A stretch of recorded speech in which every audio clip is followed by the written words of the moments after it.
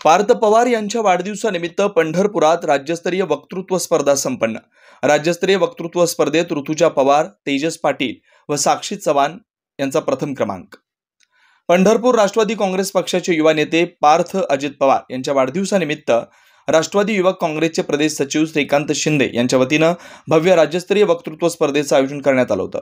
नेत्यांचे वाढदिवस, digital board, विविध ठिकाणी लाखो रुपये खर्च केले जातात, परंतु खऱ्या अर्थानं वक्तृत्व स्पर्धेच्या माध्यमातून ग्रामीण व शहरी भागातील अनेक कर्तृत्ववान विद्यार्थ्यांना आपल्या अंगातील कलागुणांना वाव देण्यासाठी व्यासपीठ उपलब्ध करून देणं ही नक्कीच चांगली बाब आहे, असे गौरवोद्गार पंढरपूरचे सुप्रसिद्ध नेत्रतज्ञ डॉक्टर मनोज भायगुडे यांनी काढले। या स्पर्धेचं उद्घाटन पंढरपुरातील नेत्रतज्ञ डॉक्टर मनोज भायगुडे यांच्या हस्ते करण्यात आलं। यावेळी ते बोलत होते। यावेळी समाधान काळे, साईनाथ बडवे, मुन्ना भोसले, सुनील भोसले, लाला पानकर, कृष्णा वाघमारे, ॲडव्होकेट अमित नेहतराव, अनिकेत शिरसट, संग्राम अभंगराव, युवराज मुचलंबे, विशाल आर्वे, समाधान गाजरे सर प्रमुख पाहुणे म्हणून उपस्थित होते।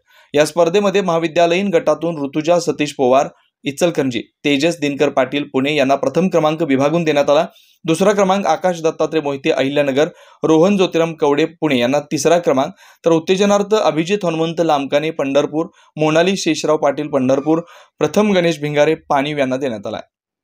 प्राथमिक व उच्च माध्यमिक गटातून प्रथम क्रमांक साक्षी शांतीनाथ चव्हाण सुस्ते, दुसरा क्रमांक नीलश्री दीपक यादव सातारा, तिसरा क्रमांक राजवीर मारुती तळेकर भोसे यांना, तर उत्तेजनार्थ सृष्टी राजेंद्र माने निमगाव, श्रुती देठे वाडीकुरोली, आरोही गणेश मारेकर बागलवस्ती यांना देण्यात आला। या स्पर्धेत सांगली, सातारा, कोल्हापूर, कराड, छत्रपती संभाजीनगर, अहिल्यानगर, पैठण, सोलापूर, पंढरपूर, बीड, परभणी या भागातील 56 विद्यार्थ्यांनी सहभाग घेतला होता। या स्पर्धेचे परीक्षक म्हणून दादासाहेब तळेकर, योगेश गायकवाड, प्राध्यापक परमेश्वर झांबरे यांनी काम पाहिलं, तर स्पर्धा यशस्वी करण्यासाठी शुभम पवार, सारंग महामुनी, प्रदीप निर्मळ, रफिक मुलानी, अभिनव शिंदे यांनी परिश्रम घेतले। पुढील वर्षी 1 लाख रुपयांचं बक्षीस देणार श्रीकांत शिंदे यांची माहिती।